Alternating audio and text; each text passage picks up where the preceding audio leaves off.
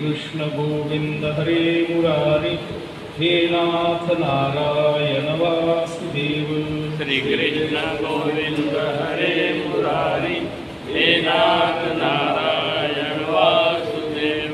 जय श्री कृष्ण गोपाल कृष्ण भगवान की जय।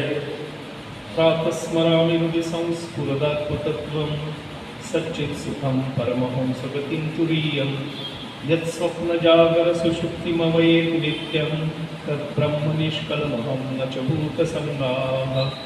महायोगपीठे तटेऽग्निवरथ्यां वरं पुण्डरीकाय दातुं मुनीन्द्रैः समागत्यतिष्ठन्तमानन्दकन्दं परब्रह्मलिङ्गं भजे पाण्डुरङ्गं। कुण्डलीकवरदा हरे विठ्ठल श्री ज्ञानदेव तुकाराम हरिनाम भगवान की जय। कृष्णाय वासुदेवाय हरे परमात्मने प्रणतक्लेशनाशाय गोविंदाय नमो नमः।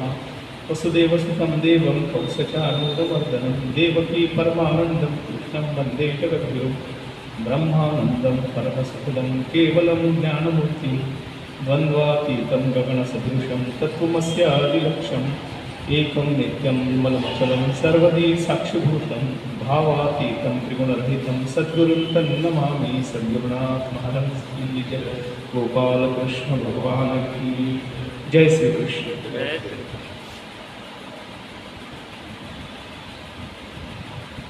जो बुधवार गया उस दिन जन्माष्टमी थी, भगवान गोपाल कृष्ण अवतरित हुए थे, इसलिए उस दिन हम गीता पाठ थोड़ा बाजू रख के श्री कृष्ण जी के जन्म का तो कथा थी उस पर अपन बात किया।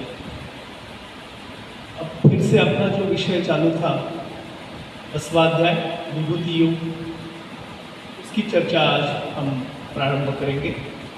26वें श्लोक में आके हम रुके थे। 8वें अध्याय का 26वां श्लोक। अश्वत्थ सर्ववृक्षाणां देवर्षीणां च नारद गंधर्वाणाम चित्ररथ सिद्धानाम कपिलो मुनि। अपनी विभूति क्या है ये अर्जुन को भगवान बता रहे थे। विभूति माने अंश मात्र रूप। इस ये कहने का मुख्य कारण जो है वो कारण थोड़ा ध्यान में आया कि विभूतियों में ये भगवान जो बता रहे हैं इसके पीछे मूल कारण क्या है। हमने अपने बैनर पे लिखा है गीता से जीवन यापन करने की हम एक रीति सीखे। गीता का संबंध सीधा हमारे पूरे जीवन के साथ जुड़ा हुआ है। मैंने पहले भी कहा था कि इतने वर्षों पूर्व भगवान ने अर्जुन को जो ज्ञान दिया वो उस समय के लिए सीमित नहीं था, वो सार्वकालिक है, नित्य नूतन है। जितने भी युग आए जाए, लेकिन गीता में कहा हुआ तत्व जो है, गीता में बताया हुआ जो ज्ञान है वो कभी भी पुराना नहीं होता, बासी नहीं होता, वो ताज़ा है। आज के प्रसंग में भी उतना ही वो उचित है। बताते हैं कि मैं सब वृक्षों में पीपल का वृक्ष हूँ। जो 15वां अध्याय गीता का आता है उसमें इसका वर्णन आता है। ऊर्ध्वमूलम अधशाखम अश्वत्थम प्राहुरव्यम छंदांसी यस्य पर्णानि यस्तम वेद स वेदविद। ये जीवन रूपी हमारा जो वृक्ष है वो पीपल के वृक्ष के भांति है। इसका वर्णन 15वें अध्याय में आया है। जब 15वां अध्याय आएगा तब अपन इसका विस्तार से वर्णन करेंगे। अभी भगवान बोलते हैं कि वृक्षों में मैं पीपल का वृक्ष हूँ, देवर्षियों में मैं नारद हूँ, गंधर्वों में चित्ररथ गंधर्व और सिद्धों में कपिल महामुनि हूँ। अश्वत्थ माने पीपल, पीपल के जड़ में विष्णु, तने में केशव, शाखाओं में नारायण, पत्तों में भगवान हरि और फल में सब देवताओं से युक्त अच्युत सदा निवास करते हैं। यह वृक्ष मूर्तिमान श्री विष्णु स्वरूप है, ऐसा गीता तत्व विवेचनी में कहा गया है। और दूसरी बात अपन देखेंगे कि वैदिक शास्त्र में, आयुर्वेद में पीपल के वृक्ष की बड़ी महिमा बताई है। अनेक प्रकार के औषधि गुण पीपल के वृक्ष में होते हैं, उसकी जड़ों में, उसके पत्तों में बहुत सारे औषधि गुण होते हैं। इसलिए जीवन को एक सुदृढ़ बनाने के लिए, किसी व्याधि से मुक्त कराने के लिए भी पीपल के वृक्ष की बड़ी महिमा है। वो पीपल के वृक्ष में मेरी विभूति है, ऐसा भगवान कहते हैं, और देवर्षियों में मैं नारद हूँ। एक बार हमने कहा था महर्षि राजर्षि, इसमें भेद क्या होता है। अब देवर्षि किसे कहलाया जाता है? जिनका देवलोक में निवास रहता है वो देवर्षि होते हैं। भूत भविष्य और वर्तमान का ज्ञान जिन्हें होता है वो सब प्रकार से सत्य बोलना, यह देवर्षि का लक्षण माना जाता है। जो स्वयं भलीभांति ज्ञान को प्राप्त है तथा जो स्वयं अपनी इच्छा से संसार से संबद्ध है, अपनी इच्छा से, हम अपनी इच्छा से संसार से संबद्ध नहीं है, परेच्छा से, प्रारब्ध बोलते मराठी में, प्रारब्ध है। और 3 चीज़ें बताई गई, प्रारब्ध, क्रियमान और संचित। इसी के कारण हम ये हमारा जो जीवन मृत्यु का चक्र है उसमें फंसते हैं। लेकिन जो देवर्षि होते हैं वो अपनी इच्छा से संसार से संबद्ध होते हैं, जो अपनी तपस्या के कारण इस संसार में विख्यात है, जिन्होंने प्रहलाद को गर्भ में उपदेश दिया था, जो मंत्रों के वक्ता है, और ऐश्वर्य माने सिद्धियाँ के बल से सब लोगों में बिना किसी बाधा के जा आ सकते हैं। देवर्षि नारद जी को कहते हैं एकमात्र देवर्षि है जो तीनों लोकों में गमन करते हैं। पृथ्वी लोक में भी उनका संचार रहता है, पाताल लोक में भी रहता है, और वैकुंठ लोक स्वर्गलोक में भी संचार रहता है। ऐसे एकमात्र मुनि है, ऐसे एकमात्र वो संचारी है कि जिनको दैत्यों के घर भी सम्मान है, बड़ा आदरातिथ्य होता है। हमने हर एक अवतार में देखा होगा तो नारद जी सब जगह उपस्थित है। रामायण में है, महाभारत में है, कृष्ण जी के पास जाते हैं। वैसे हिरण्यकश्यपु, जहाँ भगवान ने नरसिंह अवतार लिया था, ये हिरण्यकश्यपु की पत्नी जो कयाधु थी, उसके गर्भ में जब प्रहलाद थे तब गर्भ में ही नारद जी ने उन्हें ज्ञान दिया था। ध्रुव, भक्त ध्रुव, जिसको नारद जी ने ही ज्ञान देके तपस्या का आरंभ करने बताया था। तात्पर्य क्या है? ये सभी और बिना बाधा के जा आ सकते हैं और सदा ऋषियों से घिरे रहते हैं। मैंने पिछले समय बताया था कि नारद जी के कारण ही विश्व के जो सर्वश्रेष्ठ ग्रंथ है, एक तो भागवत है और दूसरा रामायण है। आद्य काव्य रामायण को बोलते हैं। ये रामायण की रचना और भागवत की रचना भी नारद जी के प्रसाद का फल है, जो हमें चखने को मिलता है। धर्म के दोनों पुत्र नर और नारायण, क्रतु के पुत्र बालखिल्य ऋषि, पुलह के पुत्र कर्दम, पर्वत और नारद तथा कश्यप के दोनों ब्रह्मवादी पुत्र असित और वत्सर, ये देवताओं के अधीन रख सकते थे, इसलिए इन्हें देवर्षि कहा गया है। देवर्षि जो हुए उनके नाम है, ये बालखिल्य है, वत्सर है, असित है। ये सब में श्रेष्ठ अगर कोई है तो नारद जी है, क्योंकि नारद जी बोले तो भगवान का मन है। और हमने ये भी पहले बताया कि मन हमारे शरीर में सर्वश्रेष्ठ इंद्रिय है। मन ये इंद्रियों का राजा है, और वैसे देखा जाए तो हमारी सब भौतिक शारीरिक क्रिया जो है, इच्छा मात्र क्रिया जो है, वो मन के अधीन होती है, मन के वश में होती है।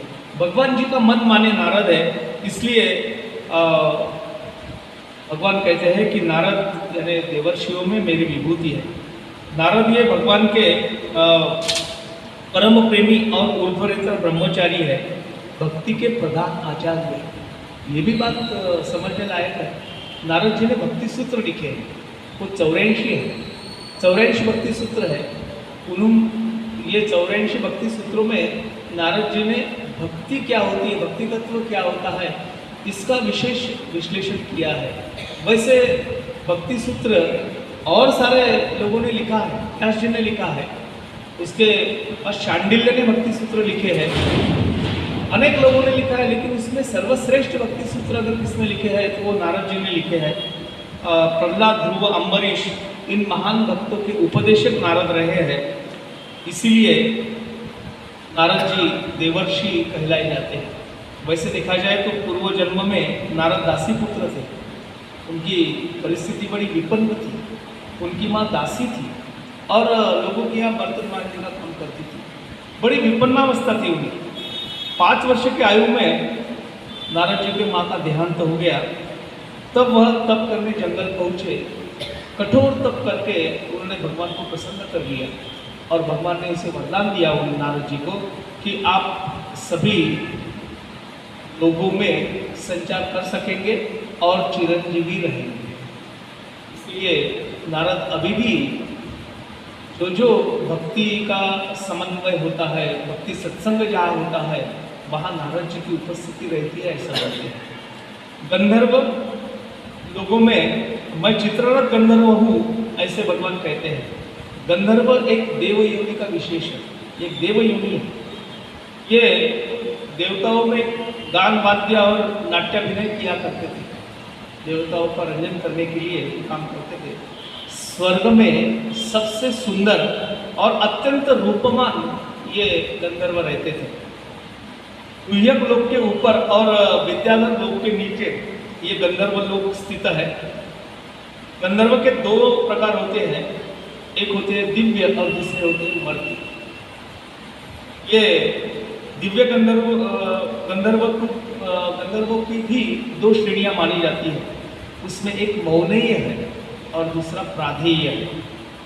मौनेय में नारद, काल, पर्वत ऐसे गंधर्व आते हैं और मौनेय जो मुनि से उत्पन्न हुए उसमें 16 गंधर्व आते हैं। मौनेय और प्राधा से 14 गंधर्व होते हैं। प्राधेय में हाहा, हुहु, विश्वावसु, तुम्बरु और चित्ररथ आदि प्रधान गंधर्व है। ये हाहा, हुहु ऐसा बहुत मंत्रों में आता है, ये गंधर्वों के नाम है। उसमें चित्ररथ नाम के गंधर्व है। ये सब प्राधेय गंधर्वों में सबके अधिपति माने गए हैं। वह दिव्य संगीत विद्या के पारदर्शी और अत्यंत ही निपुण है। वो गंधर्वों में मैं चित्ररथ नाम का गंधर्व हूँ, ऐसे भगवान कहते हैं। और सिद्धा नाम कपिलो मुनि ही, ऐसा भगवान ने कहा है। जो सब प्रकार की स्थूल और सूक्ष्म जगत की सिद्धियों को प्राप्त है तथा धर्म, ज्ञान, ऐश्वर्य और वैराग्य आदि श्रेष्ठ गुणों से पूर्वतया संपन्न है, उनको सिद्ध कहते हैं। अब इसमें जो कहा गया है धर्म, ज्ञान, ऐश्वर्य और वैराग्य, ये भगवान के गुण हैं। भगवान षड्गुण संपत्ति युक्त है, उनके पास 6 गुण है। हम सब त्रिगुणात्मक है, भगवान के पास 6 गुण है। उनके पास में ऐश्वर्य भी है, औदार्य भी है, ज्ञान है, ज्ञान के साथ में वैराग्य भी है, लक्ष्मी उनके पास में वास करती है, सर्व विद्याओं के धनी है। ऐसे 6 गुण भगवान के पास है, इसलिए उनको भगवान कहते हैं। भग मतलब ये सब जो गुण मैंने बताया, इसे भग कहते हैं। और ये भग के धाता, धारण करता जो है वो भगवान है। ये कहते हैं कि सिद्ध पुरुष जो होते हैं इनमें ये गुण होते हैं। ऐसे हजारों सिद्ध हो गए जिनमें भगवान कपिल मुनि जो है वो सर्वश्रेष्ठ, सर्वप्रधान माने जाते हैं। साक्षात ईश्वर के अवतार कपिल महामुनि को माना गया है। महायोगी कर्दम मुनि की पत्नी देवहूति, इसको ज्ञान प्रदान करने के लिए उन्होंने देवहूति के ही गर्भ से जन्म लिया। और इनका जब प्राकट्य हुआ तब ब्रह्मा जी ने आश्रम में आकर देवहूति से कहा था। देवहूति के आश्रम में ब्रह्मा जी आए और उनको कहा कि ये सिद्ध गणों में अधीश्वर है, आपका जो पुत्र हुआ है ये सिद्ध गणों में अधीश्वर है और सांख्य के आचार्यों द्वारा पूजित होकर तुम्हारी कीर्ति को बढ़ाने के लिए इसका जन्म हुआ है। किसकी कीर्ति बढ़ाना है? देवहूति की। कर्दम और देवहूति, उसमें देवहूति। और लोकों में कपिल नाम से प्रसिद्ध होंगे। कपिल महामुनि जो थे स्वभाव से ही नित्य ज्ञान, ऐश्वर्य, धर्म और वैराग्य आदि गुणों से संपन्न थे। इनकी बराबरी करने वाला भी दूसरा कोई नहीं है। अब इनसे भी श्रेष्ठ ऐसा कोई हो नहीं सकता। इनकी बराबरी करने वाला भी कोई नहीं है, तो इनके श्रेष्ठ कौन हो सकता है? ऐसा कपिल मुनि का वर्णन आता है। और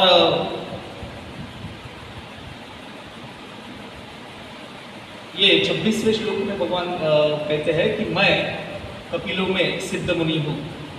अब 27वें श्लोक की ओर बढ़ते हैं। उच्चै श्रवसम अश्वानाम विद्धिमाम अमृतोद्भवम ऐरावतम गजेंद्राणाम नराणाम च नराधिपम। भगवान ने कहा है कि अश्वों में, घोड़ों में अमृत के साथ जो उत्पन्न हुआ वो उच्चैश्रवा नामक अश्व जो है वो मैं हूँ। और श्रेष्ठ हाथियों में ऐरावत को माना जाता है, वो भी समुद्र मंथन से निकला था, वो हाथी मैं हूँ। और मनुष्यों में जो राजा होता है वो मुझको जान।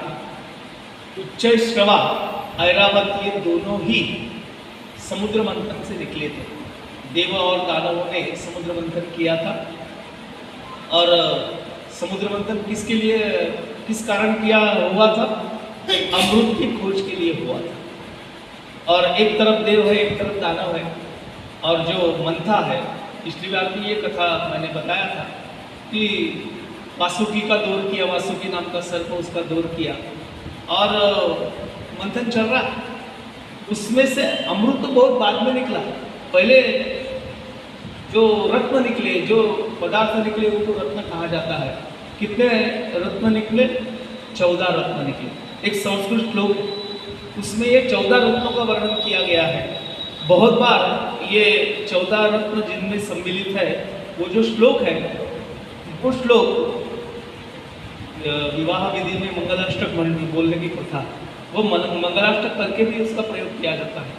वो श्लोक है, लक्ष्मी कौस्तुभ पारिजातक सुरवा धन्वंतरिश्चंद्रमा गावः कामदुहा सुरेश्वर गजो ब्रह्मादि देवांगना अश्वसप्तमुखो विषम हरिधनु शंखो मृतम चांबुदे रत्नानिह चतुर्दश प्रतिदिनीं कुर्यात् सदा मंगल। लक्ष्मी ये उत्पन्न हुई समुद्र मंथन से। इसने खुद भगवान विष्णु को वर करके चुन लिया कि एक शर्त थी कि जिसको मेरी लालसा नहीं है, जिसके मन में मेरे लिए कोई आसक्ति नहीं है, ऐसे पुरुष को मैं वरमाला डालूंगा। वो समय ऐसा था कि कन्या को अपना वर खुद चुनने का अधिकार था।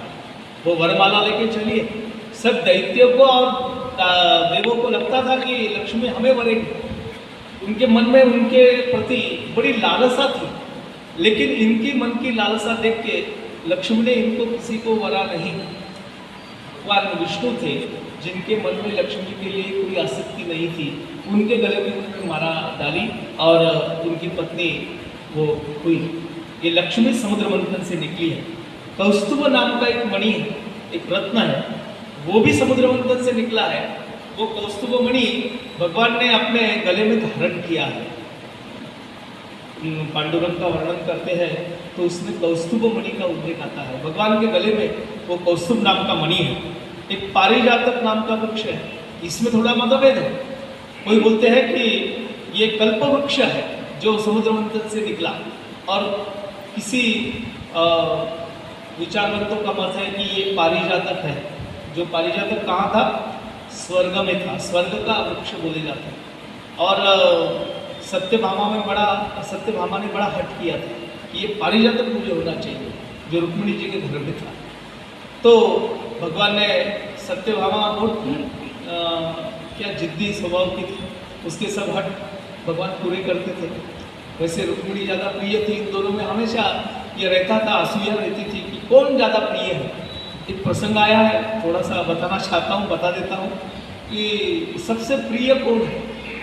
भगवान बैठे हैं, खाना खा रहे हैं, और ऐसे ही सत्यभामा ने आपके पूछ लिया कि आपको सत्यभामा, मैं और रुक्मिणी इसमें प्रिय कौन? तो कृष्ण जी ने बताया कि ये तो आप दोनों भी प्रिय हो। अब भगवान को तो बोलना ही बोलना, दोनों प्रिय हो। नहीं बोले, अब बताइए कौन प्रिय है? तो भगवान ने बोला कि आप मुझे सब तरह से सबसे प्रिय हो। रुक्मिणी को थोड़ा गुस्सा आ गया, सत्यभामा सबसे प्रिय है तो मैं क्या? वो भगवान खाना खा रहे थे, वो बोले नमक के भांति तेरी प्रियता है मुझे। इनको बड़ा आश्चर्य लगा कि इतने भगवान की थाली है, उसमें क्या क्या पकवान होते हैं, ये सब छोड़ के मुझे नमक की उपमा दे दी। भगवान जी ने रुक्मिणी थोड़ा नाराज हो गई। दूसरे दिन भगवान जी ने अपने पाक खाने में जाके बता दिया कि अभी एक दिन ऐसा खाने में नमक बिल्कुल डालना ही नहीं, बिल्कुल नमक का प्रयोग नहीं करें। अगले दिन खाना खाने बैठे तो सब पहले बोल रहे नमक होना। बोले नमक के बिना खाने की रुचि नहीं आती, थोड़ा नमक तो होगा ही होगा। जैसी खाने में नमक की अत्यंतिक जरूरी होती है, उतनी रुक्मिणी मुझे प्रिय है। भगवान जी की तुला भी हुई थी, वो भी कथा भाग आता है, बाद में कभी बताऊंगा। तात्पर्य क्या है कि भगवान ने सत्यभामा के हट के लिए पारिजातक उनके द्वार में लाके रख दिया, स्वर्ग से लाया, लेकिन बड़ी भगवान की योजना, उसके फूल जो थे वो रुक्मिणी के आंगन में गिरते थे। पारिजातक भले ही सत्यभामा के आंगन में था, लेकिन फूल रुक्मिणी के यहाँ गिरते थे। इसीलिए बोला गया है कि मान्यता है, हम ऐसा समझते हैं कि जब भी भगवान की पूजा करना है तो हम दूसरों के घरों पे फूल लाते हैं। अपने घर के फूल हो ना हो, सवेरे लोग घूमने निकलते हैं तो साथ में एक थैली लेके निकलते हैं, जितने भी फूल लोगों के दिखते हैं वो सब हम तोड़ सकते हैं। वैसे देखा जाए तो भगवान की पूजा करना है, पत्रम पुष्पम फलम तोयम, ये चुराए हुए फूल से भगवान की पूजा करना कोई उचित बात नहीं है।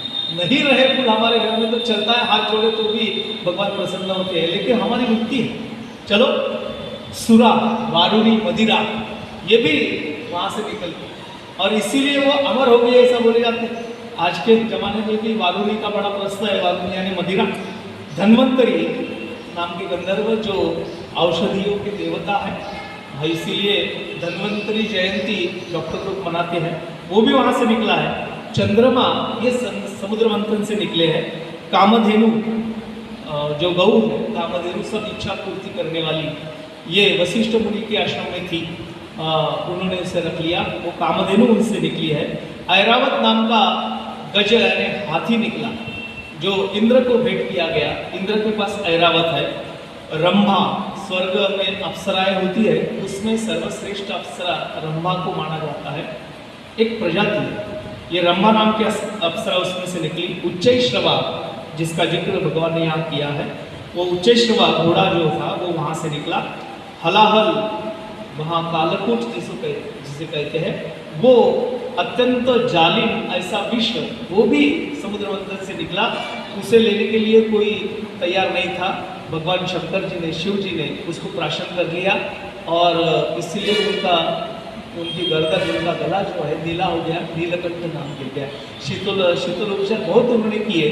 चंद्रमा धारण किया, गले में सर्प डाला, वो जो सर्प है शंकर जी के गले में, वो कर्कोटक नाम का सर्प है, वो गले में धारण किया। बहुत सारे शीतलोपचार शंकर जी ने किए थे। उसके बाद में शारंग नाम का धनुष्य निकला। ये सारंग नाम का धनुष्य भगवान जी के पास है, इसलिए उन्हें शारंगधर कहते हैं। कभी मेहकर आप लोग आएंगे तो शारंगधर की मूर्ति, उसका दर्शन करने का सौभाग्य मिलेगा। विश्व में सबसे बड़ी ऊंची मूर्ति जो है वो मेहकर में है, शारंगधर बालाजी। तिरुपति बालाजी से भी ऊंची मूर्ति है। केवल ऊंची है ये उसकी विशेषता नहीं है। कभी आप देखोगे तो लगेगा कि भगवान के सामने खड़े हो जाओ तो ऐसा लगता है कि भगवान बोल पड़ेंगे। स्मित मुद्रा में है, अत्यंत सुंदर, अत्यंत रेखीय, अत्यंत शिल्पकला का उत्कृष्ट नमूना जिसे बोलेंगे, वो मूर्ति मेहकर में है, विश्व विख्यात है। एक 11 फुट की मूर्ति है और उंगलियों के नाखून तक और उंगलियों के रेखाएं तक उसमें सब अंकित किया गया है। ऐसी सुंदर मूर्ति बालाजी की है जिसे शारंगधर कहते हैं। शारंग नाम का धनुष्य जो है वो धारण करने वाले, इसलिए उनको शारंगधर कहते हैं। जैसे शंकर जी को पिनाक पानी कहते हैं, शंकर जी के धनुष्य का नाम पिनाक था, इसलिए उसे पिनाक पानी कहते हैं। वो शारंग धनुष्य भगवान के पास है। शंख निकला, वो भी भगवान ने अपने हाथ में धारण किया है। और अमृत निकला, और अमृत सेवन करने के लिए देवदानवों में झगड़ा हो गया था, और ये झगड़ा समाप्त करने के लिए, सबको समान तरीके से अमृत बांटने के लिए भगवान को मोहिनी नाम का अवतार धारण करना पड़ा था। बांट रही थी, तभी सूर्य के पास में कौन बैठा था? राहु बैठा था। देवताओं की एक लाइन बना लिया, एक दानवों की लाइन बना लिया और बांटना चालू किया। स्वाभाविक मोहिनी अवतार में जो भगवान आए थे वो देवताओं को बांटना चालू कर दिए थे।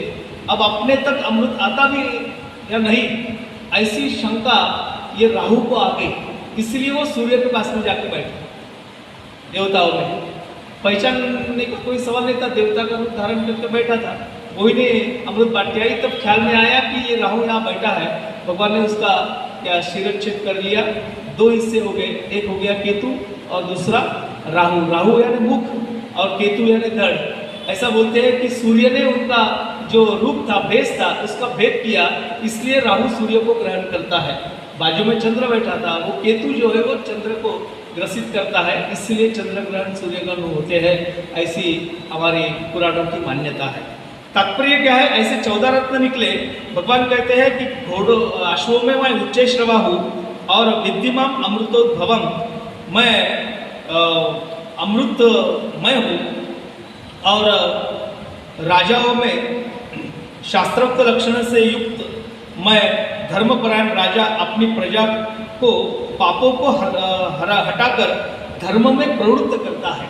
ऐसा जो राजा है जो सबकी रक्षा करता है, इन कारणों से राजा सबसे मनुष्यों में सबसे श्रेष्ठ माना जाता है। ऐसे राजा में भगवान की शक्ति साधारण मनुष्यों से अधिक होती है। भगवान ने कहा कि मैं उच्चैश्रवा नाम का अश्व हूँ, ऐरावत हूँ और नरानाम च नराधिपम, राजाओं में मैं मनुष्यों में मैं राजा हूँ। 28वें श्लोक में कहते हैं आयुधानाम अहम वज्र, धेनुनाम अस्मि कामधु, प्रजनश्च अस्मि कंदर्प, सर्पानाम अस्मि वासुकी। बोलते हैं कि मैं शस्त्रों में वज्र हूँ और गौओं में कामधेनु हूँ। शास्त्रोक्त रीति से संतान की उत्पत्ति हेतु मैं कामदेव हूँ और सर्पों में सर्पराज वासुकी हूँ। अब शस्त्र जो है, जितने भी दुनिया में शस्त्र है, उन सब शस्त्रों में सबसे कठिन, सबसे श्रेष्ठ ऐसा अगर कोई शस्त्र है तो वो वज्र है। क्योंकि वज्र में दधीची नाम के जो मुनि थे, उनके तप का और साक्षात भगवान का तेज विराजमान है और उसे अमोघ माना गया है। एक कथा आती है पुराण में कि दधीची नाम के ऋषि थे, बड़े तपरत थे। एक बार देव दानवों का युद्ध हो गया। इंद्र को हमेशा ये दैत्यों का सामना करना पड़ता था और हर बार आपने कथा पढ़े होंगे कि देव लोगों का हमेशा पराभव होते आया है और वो दौड़ के फिर विष्णु जी के पास जाते थे सहायता के लिए। फिर विष्णु जी या शिव जी आते थे और उनकी सहायता करते थे। बहुत बार तो देवताओं ने ऋषि मुनियों का भी साथ लिया है। एक रघुवंश में रघु नाम के जो राजा थे, वो बार बार इंद्र की सहायता को जाते थे, ऐसा वर्णन रामायण के पूर्व में आया है। तात्पर्य क्या है कि एक बार ऐसा ही युद्ध चल रहा है और दानव बड़े शक्तिशाली हो गए। उनका निपात करने के लिए कोई ऐसा जालिम शस्त्र होना जिनसे ये दानवों का हनन कर सके। तो बताया ब्रह्मा जी ने कि दधीची मुनि के अस्थियों से अगर कोई तो अस्त्र बना ले तो ये दानवों का पराभव हो सकता है। और दधीची मुनि के अस्थियों को लाना, अपनी अस्थियाँ देना, मतलब अपने शरीर को मिटाना, कौन तैयार होगा। लेकिन जब इंद्र इनके आश्रम में पहुँचे, उनको प्रार्थना की, तो दधीची का त्याग बड़ा श्रेष्ठ है। उन्होंने बताया कि अगर देवताओं के सहायता के लिए मेरे शरीर का उपयोग हो सकता है तो मैं देने के लिए तैयार हूँ। उन्होंने घर के सामने चिता बना लिया, आश्रम के सामने खुद को मिटा लिया और अपनी अस्थियाँ इंद्र को दे दी थी और उससे बना जो शस्त्र है वो वज्र। तात्पर्य उसमें दधीची मुनि के तप समाहित है और भगवान का आशीर्वाद दधीची मुनि पे था, वो चिरंजीवी हो गए, वो भी उसमें है। इसलिए वज्र अत्यंत श्रेष्ठ शस्त्र है। ये मैं हूँ ऐसा भगवान कहते हैं। और कंदर्प ये कामदेव का वाचक शब्द है। बोलते हैं भगवान कि मैं धेनु नाम अस्मि कामधुक, कामधेनु नाम की गैया जो है वो मैं हूँ। और कामी जनों में मैं कंदर्प यानी कामदेवता हूँ। और ये कामदेव के पीछे, कंदर्प के पीछे या श्लोक में एक शब्द आया है, प्रजन नाम का विशेषण आया है। भगवान ने यह भाव दिखाया है ये प्रजन नाम का विशेषण देके कि जो धर्मानुकूल संतानों की उत्पत्ति के लिए उपयोगी है वही काम मेरी विभूति है। विवाह विधि में जो मंत्र होते हैं उन मंत्रों में कुछ प्रतिक्रियाएं वर को और वधू को लेना पड़ती है। और स्वीकार करते हैं कन्या का कोई पुरुष तो बताते एक वचन देते हैं कि मैं इसको इस क्या स्त्री को पत्नी करके स्वीकार कर रहा हूँ, तो धर्म के अनुसार हमारा संसार रहेगा, हमारा युगल जीवन जो है धर्म के अनुसार रहेगा। और दूसरी बात बोलते हैं कि मैं जो मानव वंश है इसको चलाने के लिए मैं जो प्रजोत्पादन करूँगा वो धर्मानुकूल संतान होगी, वो चारों पुरुषार्थ दिलाने वाली संतान होगी। ऐसे पवित्र भाव से निर्माण होने वाली संतति है, उसके लिए उपयोगी आने वाला कामदेव मैं हूँ। 7वें अध्याय के 11वें श्लोक में ये कंदर्प के साथ धर्मा विरुद्ध ऐसा एक विशेषण भगवान ने लगाया है और दिखलाया, अभिप्राय दिया है कि इंद्रिया राम मनुष्यों के लिए जो इंद्रियों के अधीन है उनके द्वारा केवल विषय सुख के लिए उपयोग में आने वाला काम जो है उसे निकृष्ट माना गया है। इसमें कामांग वगैरह कहते हैं, क्यों केवल अपने विषयों की पूर्ति करने के लिए काम वासना से लिप्त होते हैं, वो काम निकृष्ट माना गया है, वह धर्मानुकूल नहीं है, उसमें भगवान की विभूति नहीं है। जो धर्मानुकूल काम है उसमें भगवान की विभूति है। लेकिन दुर्भाग्यवश हम सब लोग क्या होता है कि इंद्रियों के अधीन हो जाते हैं। तुकाराम महाराज ने एक अभंग में कहा कि इंद्रिया अधीन झालो देवा, मैं इंद्रियों के अधीन हो गया इसलिए मेरा अधपपात मुझे दिखता है। इंद्रियों से परे हटना और सब विषयों का अत्यंत धर्मानुकूल सेवन करना। एक अभंग ऐसा भी है कि विधि ने सेवन विषय त्यागाते समान, विधियुक्त सेवन करना इंद्रियों के विषय, इसको विषय त्याग करना बोलते हैं। भगवान कहते हैं कि मैं जो धर्मानुकूल काम है वो मैं हूँ। और सर्पों में वासुकी नाम का सर्प मैं हूँ। वासुकी सर्प जो है सर्पों के राजा है और वासुकी ये रश्मि करके उपयोग में लाया गया था समुद्र मंथन के समय। 29वां श्लोक आता है, अनंतश्चास्मि नागानां वरुणो यादसाम अहम पितॄणाम अर्यमाच अस्मि यम संयमताम अहम। मैं नागों में शेष नाम का नाग। अब सर्प भी आता है, नाग भी आता है। ये जो क्या रेप्टाइल्स जो जमीन पे रेंग के चलने वाले जो प्राणी होते हैं उसमें सर्प एक बड़ा भयंकर प्राणी है, डर लगता है नाम से ही। तो उसमें दो प्रजातियां होती है, एक होता है सर्प और दूसरे होते हैं नाग। नाग अत्यंत विषैले होते हैं, हम सबको मालूम है। भगवान कहते हैं कि नागों में मैं शेष नाम का नाग हूँ और जलचरों का अधिपति वरुण देवता मैं हूँ। पितरों में अर्यमा नामक जो पितर है तथा शासन करने वालों में यमराज मैं हूँ। शेषनाग समस्त नागों के राजा है, सहस्त्र फणधारी है, उनके सहस्त्र फण होते हैं। और सौभाग्य की बात यह है कि ये शेषनाग जो है वो भगवान की शैया बने हैं, भगवान के अत्यंत निकट रहते हैं, उस पर ही भगवान विराम करते हैं, नित्य भगवान की सेवा में रत रहते हैं और भगवान को सुख पहुंचाने वाले हैं। परम अनन्य भक्त है। बहुत बार भगवान के साथ में इन्होंने अवतार भी लिया है और भगवान के साथ उन्होंने अपनी लीला दिखाई है। अपने कृष्ण चरित्र देखा तब भगवान ने पहले शेष को ही बोला था कि पृथ्वी पर दैत्यों का भार ज़्यादा हो गया है, हमें अवतार लेना चाहिए। शेष मना कर रहे हैं। ऐसे ये शेष नाग जो है वो भगवान की विभूति है। और जलचर और जलते देवता जो है उनके अधिपति और लोकपाल जो है वो है वरुण और ये भगवान के भक्त होने के कारण सबसे श्रेष्ठ है। अर्यमा ये मेरी विभूति है। कव्यनाह अनल सोम यम अर्यमा अग्निश्वात और बहिर्षद ये 7 पितृगण माने जाते हैं और ये 7 पितृगणों में सबसे श्रेष्ठ अर्यमा नाम के पितर है, वो मेरी विभूति है, ऐसा भगवान बोलते हैं। और दंड देने वालों में, शासन करने वालों में मैं यमराज हूँ, ऐसा भगवान कहते हैं। वैसा देखा जाए तो मर्त्य लोक में और देवलोक में जितने भी नियमन करने वाले अधिकारी हैं उन सब में सबसे बढ़कर यमराज है।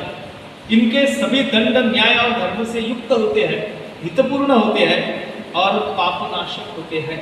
और दूसरी बात है, इनमें कभी समझौता होता नहीं। एक बार यमराज का आदेश निकल गया, उसमें कोई क्या रद्द बदली या कुछ आमिष देके या कुछ लालच देके ये आदेश को बदला नहीं जा सकता। उसकी अंतिम आज्ञा होती है। ये अंतिम आज्ञा हमें कठोर लगती है। बहुत बार ऐसा बोलते हैं कि क्या दुर्भाग्य आया या इतना अच्छा सज्जन आदमी था, क्या भगवान ने सोचा वगैरह। लेकिन यमराज का जो शासन है वो किसी को दया माया दिखलाता नहीं है। उचित ऐसा दंड, उचित ऐसा शासन यमराज करते हैं, लेकिन वो सब पापनाशक होते हैं, क्योंकि भगवान खुद यमराज जो है भगवान के अनन्य साधारण भक्त है, ज्ञानी है।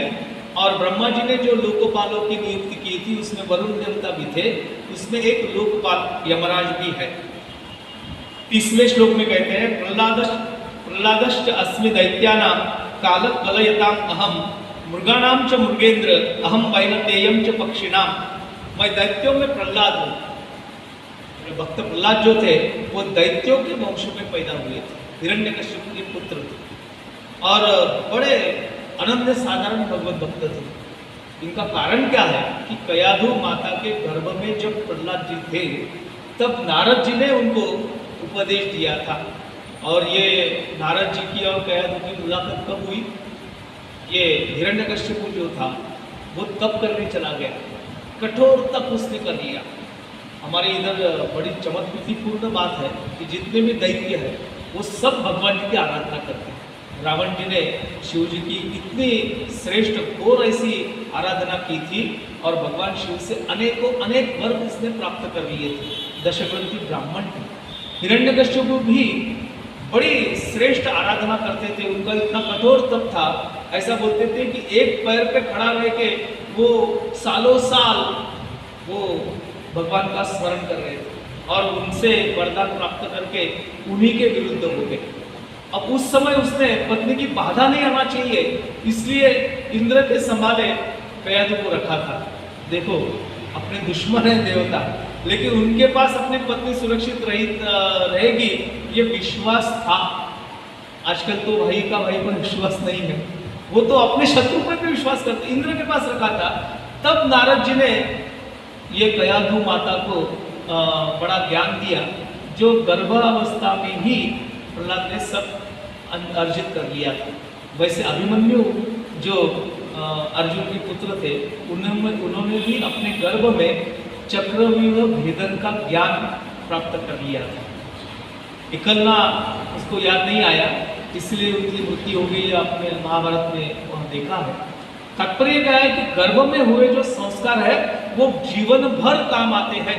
इसलिए ऐसा बोलते हैं कि गर्भवती महिला ने भागवत श्रवण करना चाहिए, रामायण श्रवण करना चाहिए। अपना समय जो है, गर्भावस्था का जो समय है, वो सत्कार्यों में, सच्चिंतन में, भगवान के स्मरण में बिताना चाहिए।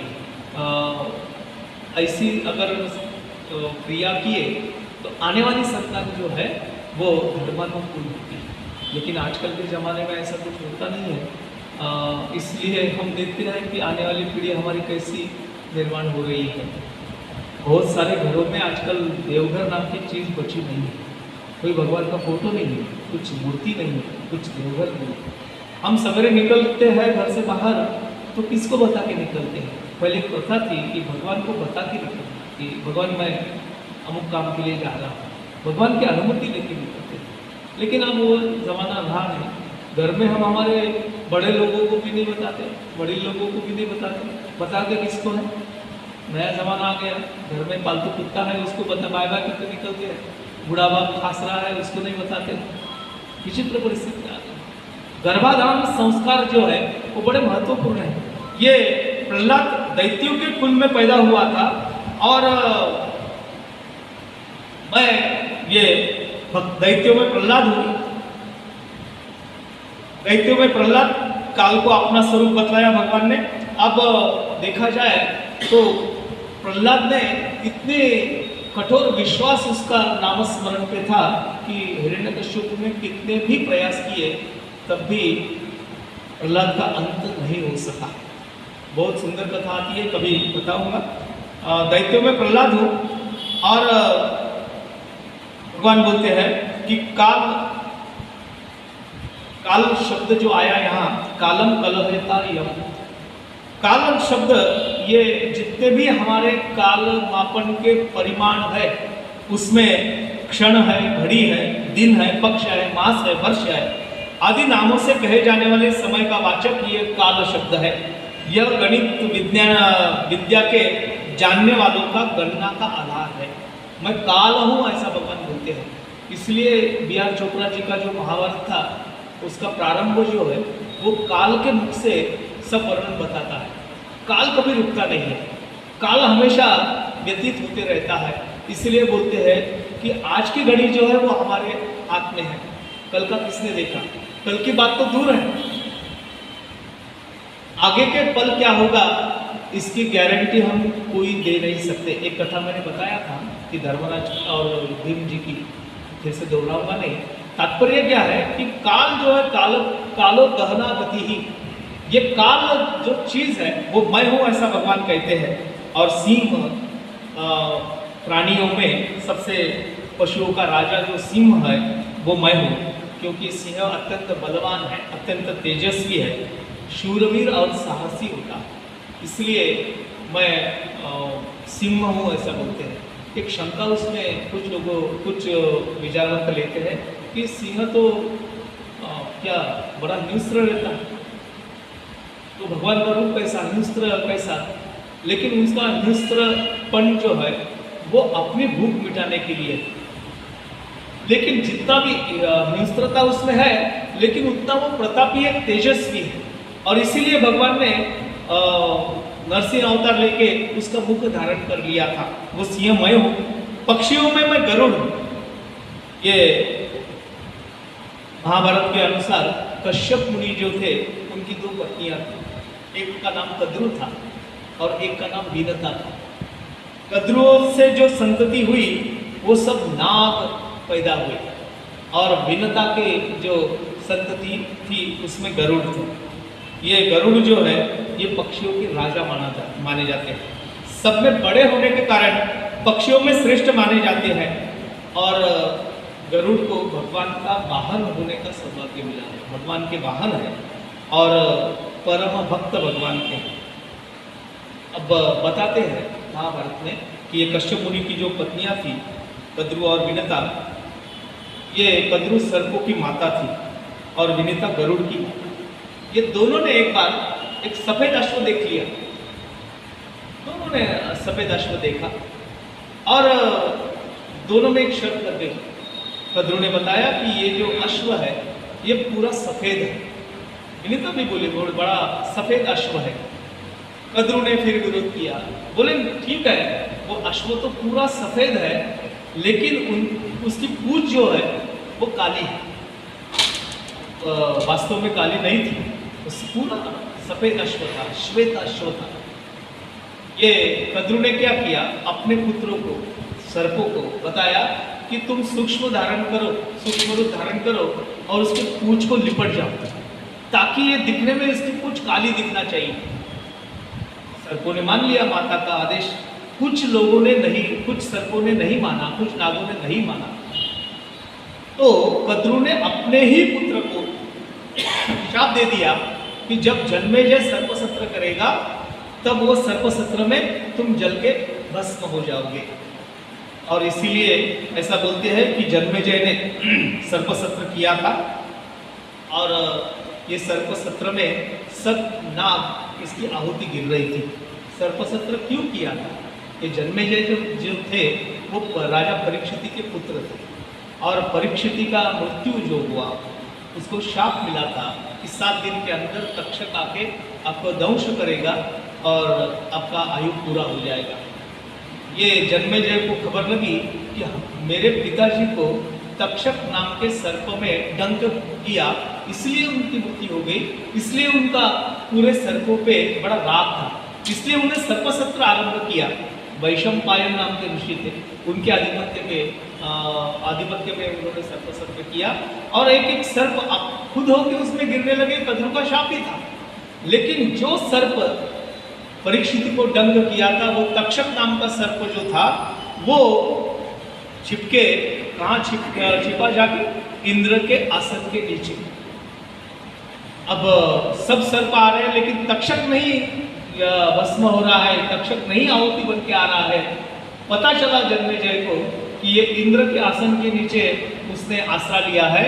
तो अगली जो आहुति थी, इंद्राय तक्षकाय स्वाहा, इंद्र के समेत इंद्र भी अपने आसन लेके अभी अग्नि में भस्म होने आ रहे थे, क्योंकि वैसा आहुति दिया था। वो इंद्र ने बड़ी प्रार्थना की, तक्षक को मैं मुक्त करूंगा, तब जाके इंद्र मुक्त हुए, नहीं तो इंद्र की आहुति उस दिन गिर जाती थी। एक सर्प लेकिन फिर भी बचा ही बचा, उसका नाम था कर्कोटक। वो जाके शिव जी की शरण में आ गया। शिव जी का निवास कहाँ था? महाकाल में। आज महाकाल कहाँ है? उज्जैन में। वो उज्जैन में शिव जी के शरण में आया और शिव जी के गले में लिपट लिया। अब ये वैशंपायन या जन्मेजय, इन्होंने शिव जी की आहुति नहीं मांगी, इसलिए शिव जी के साथ में कर्कोटक नाम का जो सर्प था वो बच गया।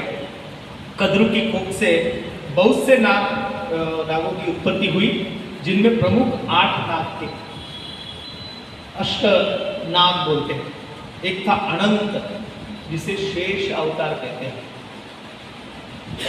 ये गणेश जी के दिन अनंत चतुर्दशी जिस दिन रहती है, उसको अनंत चतुर्दशी कहते हैं। उस दिन गणेश जी का हम विसर्जन करते हैं। एक अनंत की बड़ी पूजा होती है। गर्भ का एक अनंत बनाते हैं और उसकी पूजा करते हैं। उसका पूजा विधि भी बड़ा शास्त्र में बड़ा एक विधि युक्त बताया है। वो एक विधि करते हैं। मान्यता ऐसी है कि ये अनंत नाम का जो नाग है, शेष जिसको कहते हैं, वो उसके फन पर हमारी समेत पृथ्वी एक तौली गई है। उसने अगर अपने क्या फन हिला दी तो पृथ्वी पे भूकंप आता है या सब उथल पुथल हो जाती है, ऐसा मानते हैं। इसलिए हम सर्पों की पूजा करते हैं। एक अनंत नाम का नाग है, एक वासुकी नाम का नाग है जो कद्रु का पुत्र है, जिसका उपयोग समुद्र मंथन में किया गया। तक्षक है जो राजा परीक्षित को जिसने दंश किया था। कर्कोटक नाम का एक नाग है जो शिव जी के गले में है। एक पद्म नाम का नाग है, एक महापद्म है, एक शंख है और एक कुलिक है। परम देव में विश्वरूप अनंत नामक देवता स्वरूप शेष नाग को उत्पन्न किया था। खुद भगवान ने उत्पन्न किया और वो शेष नाग ने पर्वतों समेत, हम सब भूत मात्रों के समेत इस पृथ्वी को, इस धरा को अपने फन पे तोल लिया था। ऐसा भगवान कहते हैं कि मैं वासुकी हूँ, ऐसा भगवान ने कहा है। यहाँ अपन विराम लेंगे, इस समय मुझे लगा हो रहा है। ये जो श्लोक आया ये 30वां श्लोक था। बाकी अभी 12 श्लोक और बचे हैं, आगे समय अपन देखेंगे। अभी हम बुधवार को तो शाम को 8 बजे इस अध्याय का अगला चरण अपन देखेंगे। अपने श्लोक बोलेंगे। नाम संकीर्तनम यस्य सर्व पाप प्रणाशनम प्रणामो दुःख शमनस नमामि हरिं परम। नाम संकीर्तनम यस्य सर्व पाप प्रणाशनम प्रणामो दुःख शमनस नमामि हरिं परम। नाम संकीर्तनम यस्य सर्व पाप प्रणाशनम प्रणामो दुःख शमनस नमामि हरिं परम। गोपाल कृष्ण भगवान की जय श्री कृष्ण। आरती होगी। जय भगवद गीते हरिय कमल विहारिणी हरिय कमल विहारिणी सुंदर सुपुनीते। जय भगवद गीते कर्म सुमर प्रकाशिनी कामा शक्ति हरा प्रभु कामा शक्ति हरा।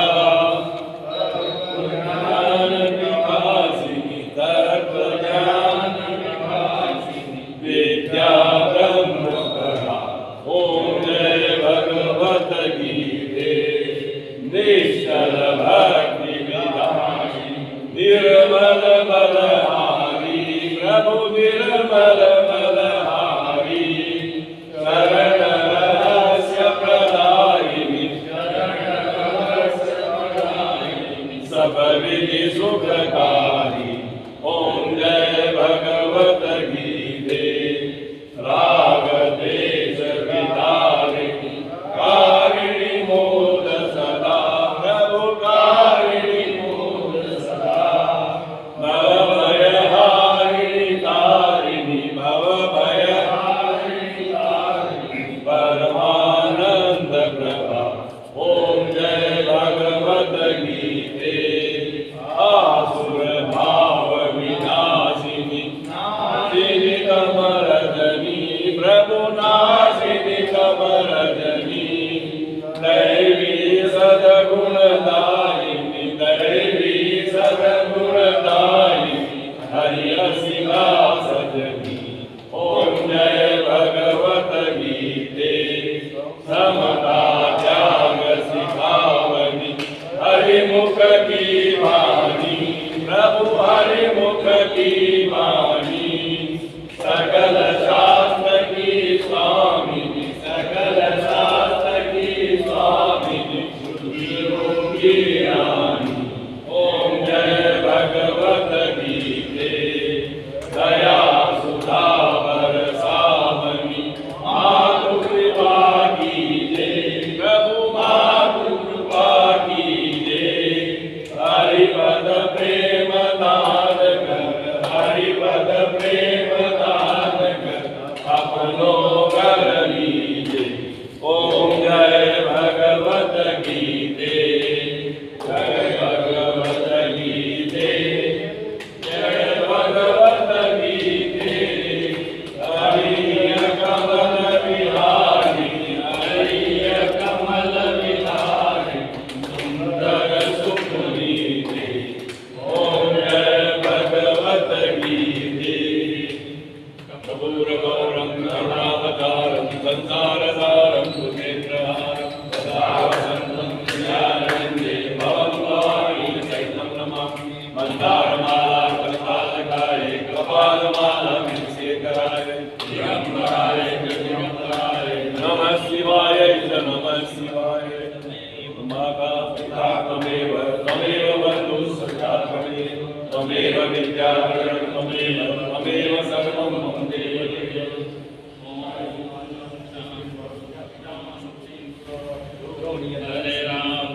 राम राम राम हरे हरे हरे कृष्णा कृष्णा कृष्णा हरे हरे हरे राम राम राम हरे हरे हरे कृष्णा कृष्णा कृष्णा हरे हरे हरे राम राम राम हरे हरे हरे कृष्णा कृष्णा कृष्णा हरे हरे हरे राम राम राम हरे हरे हरे कृष्णा कृष्णा कृष्णा हरे हरे हरे राम राम राम हरे हरे हरे कृष्णा कृष्णा कृष्णा हरे हरे बोलो सियावर रामचंद्र की जय भगवान श्री कृष्ण भगवान की जय।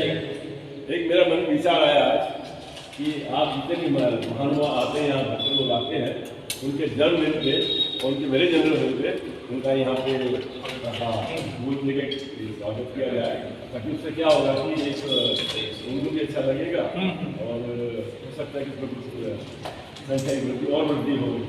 ये अपने इसमें ग्रुप में भी डाल दो और इनका सबका मेरे एनिज मोदी का और बर्थडे सबके नोट करके रख लो अपने पास। जन्म तारीख और शादी के वर्षगांठ की तारीख अपन मेरे व्हाट्सएप पर मंगवा लेते हैं। हाँ और वो फिर अपन एंट्री कर लेते हैं। तो यहाँ लिखे तो आप लोग निकालेंगे इनका मैसेज तो आप डालते ही हो शादी की साल के जो पता है जिसका पता है सही बात है। वो सप्ताह में आता है एक रिकॉर्ड बन जाएगा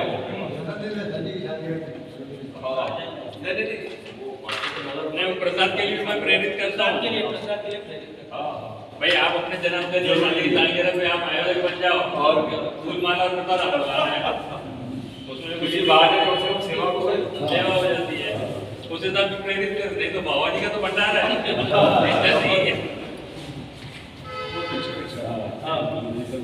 कभी को तो आज मेरे पास समय नहीं, आज समय नहीं एंट्री करने का। नहीं, वो तो- मेरा नंबर जो है उसमें आप अपनी तारीख डाल दो, जन्मदिन की तारीख और शादी की तारीख, हम उसमें उसके हिसाब से वो सप्ताह में आता है, वो सप्ताह में आएगा, उस दिन आएगा तो तो आएगा तो क्या वो शुभकामनाएं देंगे। एक दिन आगे पीछे वाला काम नहीं, आज जैसे अशोक यही कह मेरे ख्याल से, अब वो ऑफिस में देते नहीं है, यहाँ नीचे में दे देना। हाँ, इस दिन आपने नाम लिखा है। हाँ